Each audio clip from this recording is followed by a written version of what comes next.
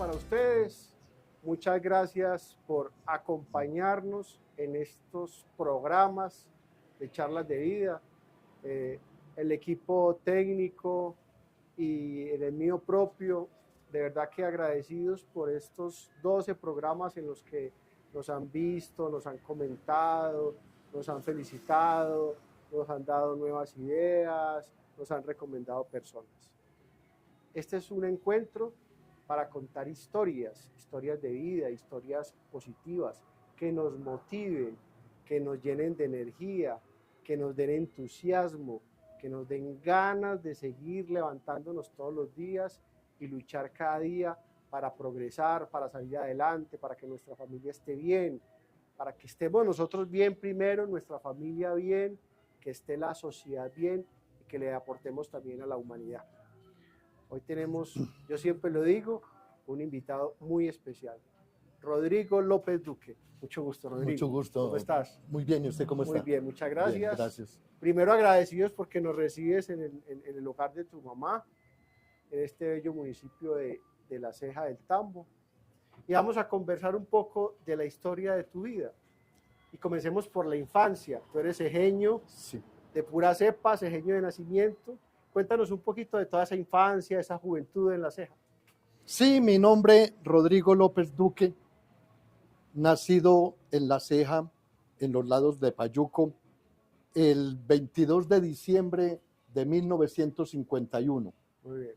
Estaba en auge la Segunda Guerra Mundial, gobernaba el territorio colombiano el general Gustavo Rojas Pinilla, el cuarto hijo de una familia de 14, una familia muy unida. Mi padre Mario López Valencia, fallecido, mi madre Berenice Duque Carmona, mi padre uno de los fundadores de la banda parroquial del municipio de La Ceja. Qué bien. Cuando tocaba el tamborcito de 7 años, cuando tenía 7 años, en el año 1940.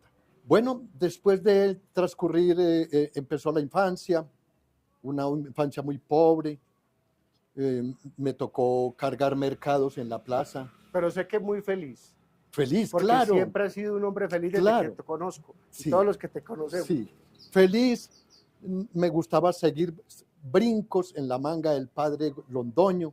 Había una manga llamada la manga del padre Londoño, del padre Gonzalo Londoño, que quedaba donde hoy queda la institución educativa María Josefa Marulanda. Qué bien. El padre Londoño tenía 2 vacas y tenía dos mujeres mayores que lo asistían, lo ayudaban en ese trasegar de su actividad clerical y de su actividad como ordeñador de 2 vacas que tenía. Qué bien.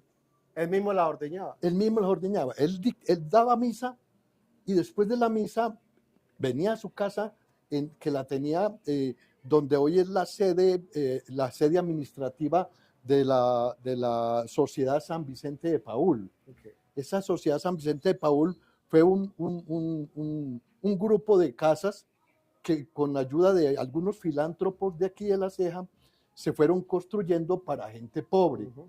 Hay algo que te quería preguntar, Rodrigo, es de esa época de la niñez y la juventud. La Ceja se caracteriza por los apodos. Ajá. Y sé que tu primer apodo, creo, Pan de Trigo. ¿De dónde surge ese apodo de Pan de Trigo? Sí, exactamente. El apodo de Pan de Trigo fue, yo compartí mi infancia por los lados de San Vicente de Paúl, la calle 14, eran potreros, arracachales, maizales, quebradas, donde pescábamos anguillas, y entonces jugábamos mucho el fútbol a la usanza de antes, que el último que mete el gol gana, que daban las 10 de la noche y todavía en la calle. Una entonces, vida muy sana, ¿cierto? Muy sana, muy sana y muy podían divertida. Estar los jóvenes, niños en la calle hasta la hora que fuera sin problema. Exactamente. Entonces un día sentados ahí en una acera del frente de una casa, nos dio por poner apodos. Y, vamos a poner apodos. Entonces había un compañerito que tenía la cabeza un poquito aplastada y se llamaba Oscar. Y entonces todos ahí mismo, busquémosle al apodo a este. Como tiene la cabeza aplastada como una rosca y se llama Oscar, entonces Rosca. quedó rosca. Luego los panelas, amigos míos muy profesionales, muy buena gente, comían mucha panela para mantenerse fuertes y lo llamábamos panela. Y a mí, cuando llegaron a mí, dijeron, Rodrigo es chiquito y gordito como un pan de trigo y se llama Rodrigo y rima. Entonces, Rodrigo, pan de trigo. Excelente apodo. Quedé de pan de trigo. Pero ahora hay que sumarle el apodo de los ponchos, porque la trayectoria, el apodo de los ponchos se fue perdurando en el tiempo a raíz de que mi abuelo Joaquín López, Papaquín, se ganó ese apodo porque cuando él vivía por los lados de Payuco, cuando eso por allá las carreteras eran empedradas, alambrados, árboles, cañadas, muy despoblado. Y él tenía una novia por los lados de la polvorería yendo para Flandes. Un día cualquiera en la noche le dijo a un amigo que lo acompañara a visitar la novia porque por allá tampoco había luz. Entonces usaban un atuendo típico antioqueño que es como la ruana rayada, o sea que un poncho. Claro. Y entonces ellos iban con una vela alumbrándose porque la oscuridad era grande.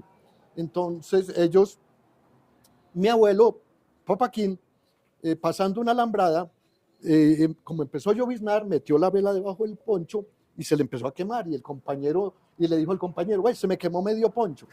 Y después ya él socializó ese apodo y se quedó. Pero no se hizo poncho. ningún daño, solamente no, para nada. Poncho. Ah, bueno. Por eso, y por aquí, fortuna. y este sector lo llaman los ponchos, porque en la esquina yo tuve un localcito, fui el primero que tuve un localcito donde hoy es el Hotel Los Ponchos, cuando existía aquí diagonal lo que es Muebles Hermes o Mobilia, que era una de las primeras fábricas que hubo aquí en La Ceja y que generó mucho empleo, y hay que agradecerle a don Alberto Serani, que en paz descanse, porque dinamizó mucho la parte laboral en este municipio. Importante.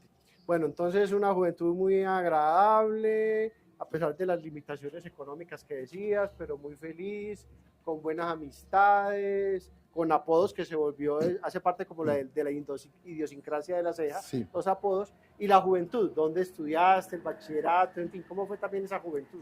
Ya empecé a estudiar en la escuela Justo Pastor Mejía. Se llamaba Escuela Urbana de Varones Justo Pastor Mejía. En la década del 60 existía la Escuela Urbana de Varones Justo Pastor Mejía y la Escuela María Auxiliadora, que era la María Auxiliadora para las mujeres y Justo Pastor Mejía para los hombres. Bueno, Rodrigo, entonces, ¿dónde terminaste el bachillerato? Y aparte de cargar mercados, ¿qué otras actividades laborales desempeñaste? Sé que en Cadenalco, en la DIAN, pero cuéntanos un poquito de eso. Sí, antes de la DIAN y Cadenalco, después de que cargué mercado, yo siempre era un inquieto. Yo me ofrecía en vacaciones a arrancar papa o a coger frijol. También trabajé como mesero en dos heladerías que fueron muy renombradas aquí en el municipio, como era el Soratama y el Taboga. Ahí me ganaba los pesos el fin de semana para poder tener la platica en el Liceo Bernardo Uribe Londoño, que se inició en 1967 como Instituto Agropecuario de Enseñanza Media Bernardo Uribe Londoño. Ahí terminé el bachillerato en 1973. Luego entonces, ya después de graduado, ya empecé a buscar alternativas, buscando contacto con personas de cierta prestancia empresarial. Logré ingresar a Cadenalco. En Medellín. En Medellín. ¿Y viajabas todos los días? Y viajaba todos los días. ¿Cuánto se demoraba uno en esa época en Medellín? Se demoraba, a ver, siempre se ha demorado, bueno, casi 2 horas porque las carreteras siempre eran muy limitadas. Despavimentadas, sí, sí, realmente, pero casi por lo regular en el término de la distancia, Medellín siempre ha quedado a hora y media de La Ceja. Había menos tráfico, entonces claro, obviamente, sí. Así la carretera fuera en ese estado, pues rendía porque no era tanto tráfico. Luego de que trabajé en Cadenalco, ahí duré más o menos 6 meses, conocí a Emilio Tobón Campuzano, un cejeño que fue director de la Administración de Impuestos Nacionales de Medellín, que antes primero no era DIN, Dirección de Impuestos Nacionales, y después en el 2000, en el 1975, 74, cuando ya se pasó la sede de la DIAN o de la DIN, del sector de la Veracruz, donde estaba operando, pasó a ser al sitio de la Alpujarra, entonces ya empecé a ser ahí supernumerario.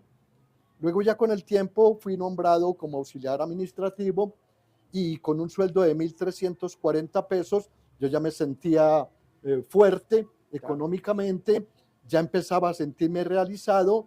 Hice un año de Derecho en una universidad llamada Universidad Tecnológica Federalista. Eso te iba a preguntar. Sí. Abogado en potencia, contador en potencia. Cuéntanos un poco de esa formación tan interesante y que seguramente te ha servido a lo largo de la experiencia laboral. Exactamente, muy buena esa pregunta, porque mire, yo he estado en 3 universidades y no soy profesional en ninguna rama.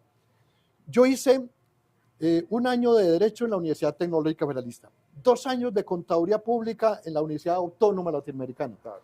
Y luego más adelante, que ya enfocaríamos otro, como estamos hablando de mi preparación académica, sí, 2 años en la Universidad Santa María en Caracas de Derecho.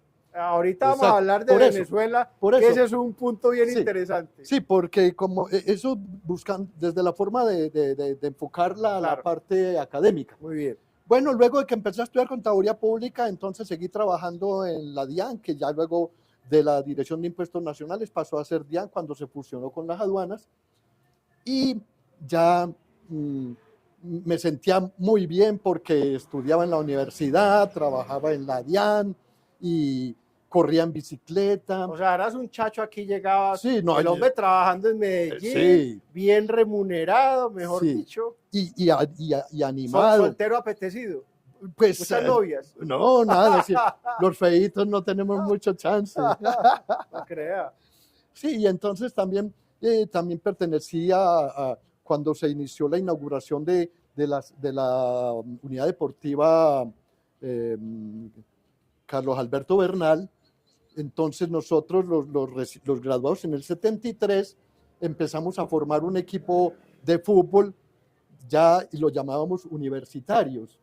Y empecé yo a jugar en ese equipo de fútbol también, o sea que también me tocó dentro de mi trayectoria los inicios del Liceo Bernardo Uribe Londoño, los inicios de la Unidad Deportiva Carlos Alberto Bernal, en fin, uno ya cumplo, ahorita en diciembre son 72 años que voy a cumplir y me siento pleno, saludable, gracias a Dios, y le pido mucho. Y que no se notan los años. Eso es lo que trato de que no se note porque... Ahorita nos contás el secreto. Mi alegría y mi espontaneidad y la sociabilidad, claro, con respeto, te genera longevidad. Yo quiero que toquemos un momento de tu vida muy interesante que nos lleva al tercer apodo, el Chamo. Ajá. Y el Chamo es porque estuviste en Venezuela, trabajaste en Venezuela. Cuéntanos, compártenos a todos ese momento de tu vida. Sí. ¿Y qué significó? Exacto. Voy a resumirlo porque fueron 18 años que yo estuve en Caracas, Venezuela. A partir de junio de 1977 estaba trabajando yo en la DIAN, estudiando en la Autónoma. Me dejé vislumbrar por las personas que venían con mucho dinero de Venezuela, porque la bonanza petrolera estaba en su apogeo. Bolívar cotizado. Bolívar a 17 pesos por bolívar. Y yo me fui a ganar casi 17 sueldos de un mes a otro mes, y ya en 3 meses ya tenía mi primer carro, que era un Volkswagen, y todo era a flor de piel, aun cuando el primer año, después de que me fui de turista, se me venció y tuve que pasar penurias como indocumentado un año, claro, mientras renovaba mi documentación. Entonces, después de que llegué a Caracas, yo iba para la casa de un profesor de aquí de La Ceja, Luis Eduardo Obando, un profesor de educación física que me lo había encontrado aquí en Medellín, y me había dicho que estaba muy bien, que si quería irme, que él me recibía. Y oh sorpresa, cuando me voy yo a Caracas, y cuando voy a buscarlo en la dirección que me había nombrado, ya se había mudado de ahí, no estaba ahí. Y ese era el único contacto que ese era el tenía. único contacto que Ay, tenía. Dios. Y tuve que recurrir. Yo tengo una frase que de pronto se utiliza en otros términos. Yo digo, la necesidad aviva el cerebro, la comodidad lo adormece. Así es. Viéndome en la necesidad, me tocó buscar ayuda, conocí un ¿De ahí grupo. brota la creatividad? Sí, busqué un grupo de renovación carismática católica, también conocí un venerable maestro grado 33 de la masonería, trabajé como recogiendo basura y lavando platos allá lo llaman una arepera, que es como una venta de arepas en Caracas. Muy conocida la arepa venezolana. Sí, luego también fui lo que llaman allá mesonero, que es un mesero. En fin, me tocó guapear mucho, pero con los estudios que yo había adquirido en la Universidad Autónoma con esos 2 años de contaduría pública. Entonces, empecé a estudiar en un centro contable venezolano y me gradué como contador técnico. Qué bien. Entonces empecé a trabajar con un contador español, Pedro Dorta Alonso, como auxiliar de contabilidad, y con un señor de descendencia árabe llamado Jorge Asaf Trak, un escritor famoso también, y conocí mucha gente. Y entonces en mi comportamiento como colombiano, porque primero los colombianos, primero en Venezuela existía mucha xenofobia, es la fobia por el extranjero, pero como decían allá, hay buenos y hay malos, como los que vienen aquí, hay buenos y hay malos. No se puede estigmatizar. Exacto, entonces ya, después de que empecé a trabajar, llegué a ser el encargado y propietario de la oficina de asesorías contables y tributarias que tenía allá y empecé a prosperar. Entonces, después de que ya me llevé a mi esposa, que fue una contadora pública de la Universidad Autónoma, que fue gerente de una cadena de tiendas muy famosa en Venezuela llamada Dorsay y Trajes HRH. Tengo 4 hijos, tengo un hijo que es piloto en LATAM, de 44 años, tengo otro hijo de 37 años que es ingeniero de sistemas en una transnacional en Medellín, tengo una hija de 23 años trabajando aquí en La Ceja con un niño y tengo un hijo de 18 años. ¿En qué año regresas a La Ceja, a Colombia? Regreso en otro junio de 1995. ¿Y a qué te dedicas cuando llegas? Porque me imagino que después de estar 18 años en Venezuela, ¿cierto? No es fácil volverse a adaptar. Exacto. Regreso en junio de 1995 y entonces mi padre me ayuda a que construyamos un localcito para yo poner una tienda, una especie de mini supermercado llamado Rodrigo y Mario, mi papá. Y luego entonces tuve una operación que me minimizó mucho mi situación económica y me quedé sin trabajo y sin dinero y no tuve más alternativa que empezar a hacer cuando toca lo que toca. Y me tocó emplearme en Pintuco como auxiliar de servicios generales, barriendo, botando basura, recogiendo pintura regada y trabajando como un auxiliar pero con de todo servicios orgullo, generales. porque todo Pero lo que has orgulloso de ese es un bonito de mensaje, principio a fin. No importa lo que hagamos, Sí. desde que sea un trabajo honrado, bien hecho, que dignifique a la persona y a la actividad que estás desarrollando. Exactamente. Y bueno, entonces estás ahí y luego, porque nos conocimos fue en la alcaldía de La Ceja. ¿Cuándo llegas a la alcaldía? Llego ¿En qué año? precisamente cuando estoy en Pintuco, en esa actividad a la que me llevó la situación difícil después de mi regreso, después de haber tenido un estatus económico no holgado, pero sí cómodo. Entonces empiezo a tener un gusanito de que yo debería participar en otras actividades y entonces me adherí a una persona en la alcaldía con proyección de mando y fui nombrado jefe de fomento y turismo del municipio de La Ceja el 10 de enero del 2004. Qué bien. Luego de ser jefe de fomento y turismo pasé a ser técnico operativo, después viendo las circunstancias que ameritaban una estabilidad más clara, concursé para carrera administrativa y quedé en carrera administrativa y ya hace 20 años me tocó también ser secretario de un inspector de policía, todo eso cuando lo conocí a usted y todo eso. ¿Y hoy en qué cargo está, Rodrigo? Hoy soy auxiliar administrativo y próximo a pensionarme en el transcurso de un mes o mes y medio. Ah, o sea, este año ya sales Sí, pensionado. este año, con la ayuda de Dios, sí, ya la documentación ya está en el fondo de pensiones, en trámite, y entonces estoy... Pero todavía con mucha fuerza y con mucha energía. Con mucha energía, soy muy sociable, soy muy payaso, me gusta ver reír la gente, yo disfruto cuando la gente ríe con mis tonterías o mis cosas, porque eso es lo que me ha mantenido saludable y valga el orgullo, me siento muy joven. Yo quiero preguntarte algo porque lo dices siempre con pasión. ¿Qué significa para ti la ceja y cómo la describes? Que tienes una frase muy bonita para que la compartamos. Sí, yo la defino en la monografía como lugar fresco y en movimiento. Hermosa esa descripción. La ceja, y también tengo una connotación de que el que no conoce sus orígenes desconoce su razón de estar. La ceja es hermosa, es un bello valle que inicialmente se llamó Valle de Santa María, ha tenido la ceja por las montañas que la rodean, que da una similitud de la ceja al ser humano, y del tambo por los tambos o casuchas, que en el parque principal hay una réplica de un tambo que es el kiosco. Que me imagino que eso va a estar descrito en la monografía. Claro. Háblanos un poquitico, así como el abrebocas, porque no se puede copar la expectativa para leer el libro. Entonces, cuéntanos un poquitico de ese proyecto tan interesante de la monografía. Hace unos años cuando estaba en la Dirección de Cultura y Turismo, empecé a ver que la ceja tiene, a pesar de que en sus inicios los archivos de la ceja fueron quemados en Río Negro, pero la ceja tiene su razón de ser. Entonces la monografía la tengo enfocada desde el punto de vista siguiente. Primero, la ceja del tambo, lugar fresco y en movimiento.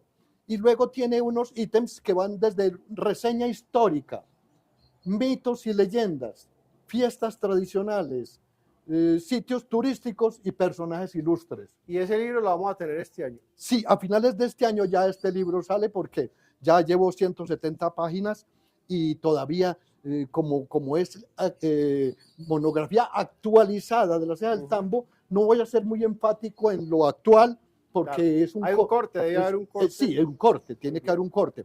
Pero lo que es, por ejemplo, esos personajes ilustres, como decir que el primer presidente antioqueño que tuvo Colombia era de aquí en la ceja, llamado Juan de Dios Aranzazu, como que José María Bernal, Chepe Metralla fue ministro de guerra, como que Monseñor Félix Henao Botero fue uno de los fundadores de la Universidad Pontificia Bolivariana. En fin, ahí dentro de los personajes ilustres como Abreboca, y desde la reseña histórica, desde su fundación de 1789, y desde que este territorio fue erigido municipio en 1855. Hay mucho que hablar de este bello valle. Hay que dar la inquietud para poderlo leer. Claro. Porque, muy bien. Rodrigo, al final siempre con los invitados que tenemos, les pedimos que nos compartan un mensaje positivo a quienes están viendo el programa. Te agradeceríamos mucho que nos dieras ese mensaje. El mensaje es que todo se puede lograr sin prisa, pero sin pausa. Sigue constante, logra, piano, piano, se llega lontano. Frase hermosa de don Aurelio Patiño. Sin prisa, pero sin pausa.